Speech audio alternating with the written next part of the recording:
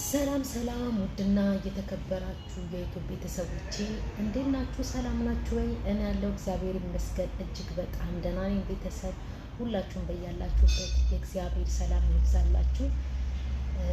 ቤተሰብ እንግዲህ ዛሬ ደግሞ የመጣሁት ማለት ነው ሄሉንና ናቲን ትናንትና አይቻቸው ማርያምን እንደው ምርቅን ያደረጉኝ ደስ አሰኝተውኛል ማለት ነው። እና አሁን ለሄለን እኔ ምላትና ምነግራት እንደ ታላቅ እህት ማለት ነው ምመክራት ቢሆን የምፈልገው ነገር ቤተሰብዬ እንደው አንድ ሰው ቢሆን ለሄለን አድርሱልኝ ይችን ነገር። የሄለን ወዳጆች ብዙ የምትወዷት ልጆች አላችሁ ልክ እንደኔ ማለት ነው። እና አሁን ይሄ ህይወት እንግዲህ እግዚአብሔር መልሶ ወደ እሷ ያመጣው አዲስ ህይወት ነው። ገባችሁ አይደለ? በፊት አብረው የኖሩ የሚተዋወቁ ፍቅረኛሞችን ቢሆኑ ማለት ነው በመሀላቸው ብዙ ጋብ ተፈጥሮ ብዙ ነገር ላይ ተደራርሰው እሷም ብዙ ነገር አድርጋ ነበር፣ እሱም እንደዛው። ግን ደግሞ ያ ያደረጉት ነገር ለሁለቱም የሚጠቅም አይደለም። ገባችሁ አይደለ?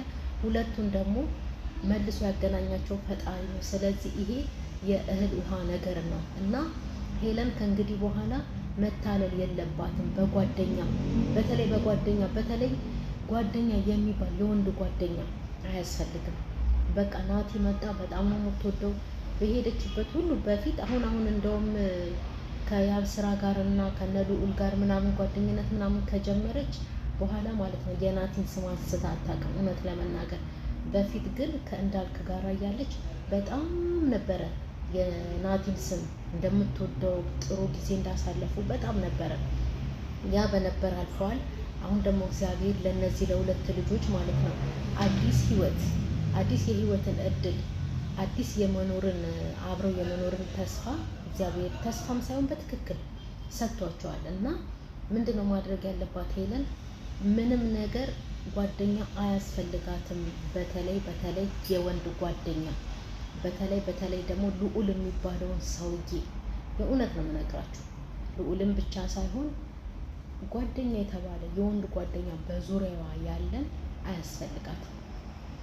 ሰው ከፈለገች እህቷ አለች፣ ሰላም አዲስ አበባ ናት አይደል? ቅርብ ናት፣ እሷ አለችላት። ወይ ደግሞ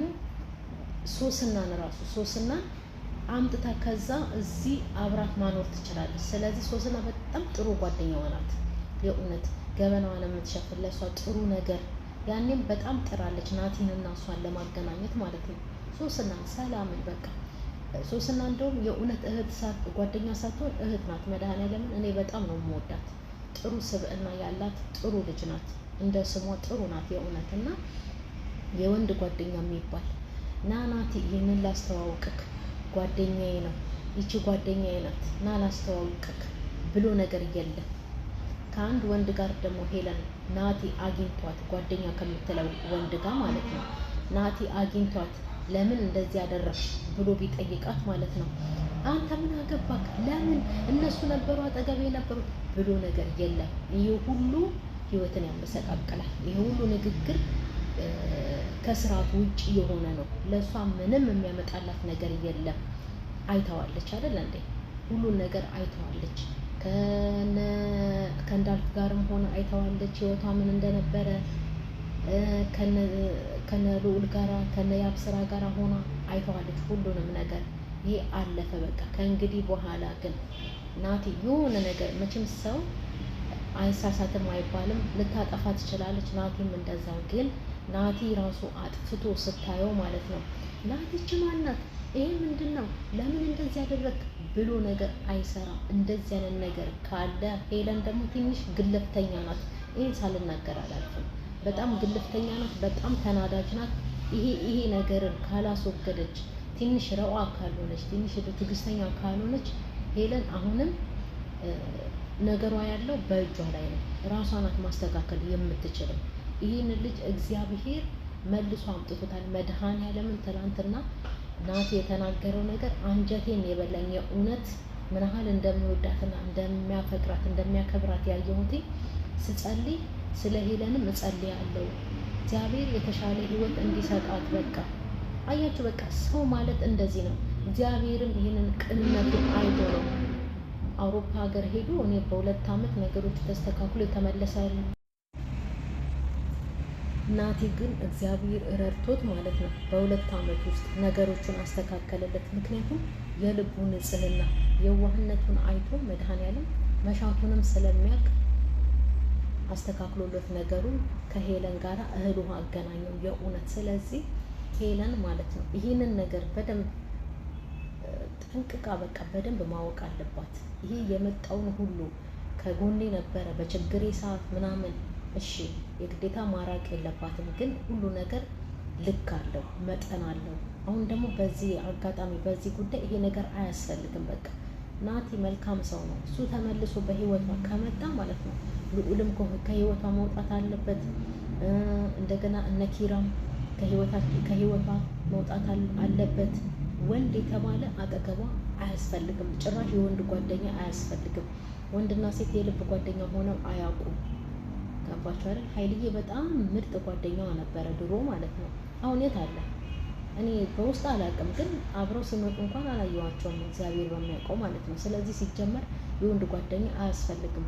ናቲ የሆነ ነገር አይቶ እንኳን ማለት ነው ሄለን ለምን ይሄንን አደረግሽ ብሎ ሲላት በስነ ስርዓቱ ማስረዳት፣ ቁጭ አድርጋ በቃ ማክበር አለባት። በጣም ክብር የሚገባው በጣም ምርጥ ጥሩ ሰው ነው። ማርያምን በደንብ አክብራ ማለት ነው መያዝ አለባት። አንድ ሴት ልጅ እንዴት ነው ለባሏ ተገቢውን ነገር ማድረግ ያለባትን ታደርጋለች አይደል እንዴ? ስለዚህ ያንን ሄለን በስነ ስርዓቱ ማድረግ በግለፍተኝነት አይደለም።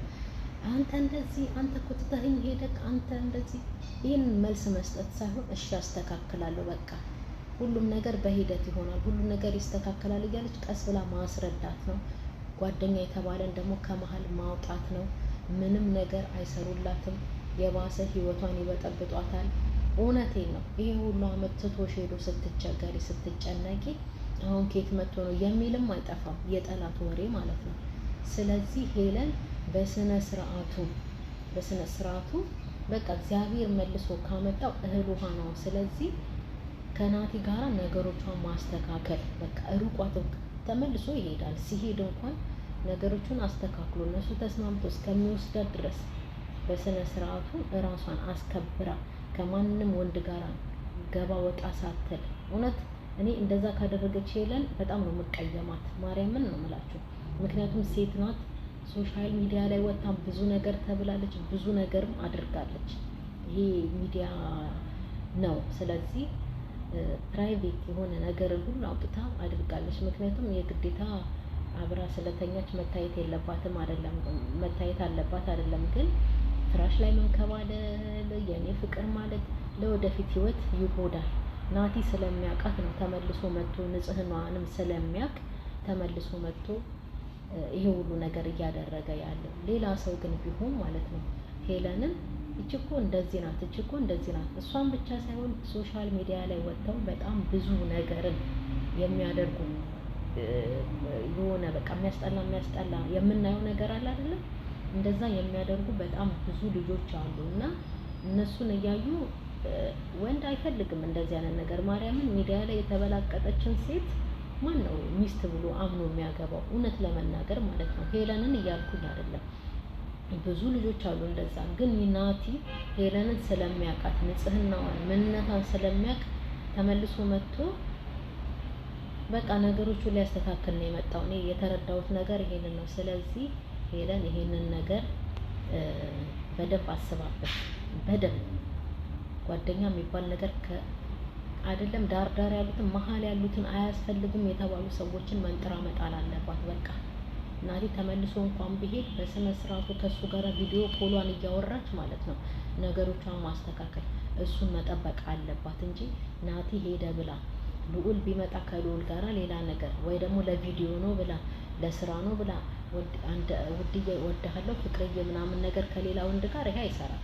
እኔ ይሄንን ነገር ካየው ማርያምን እቀየማታለሁ በጣም።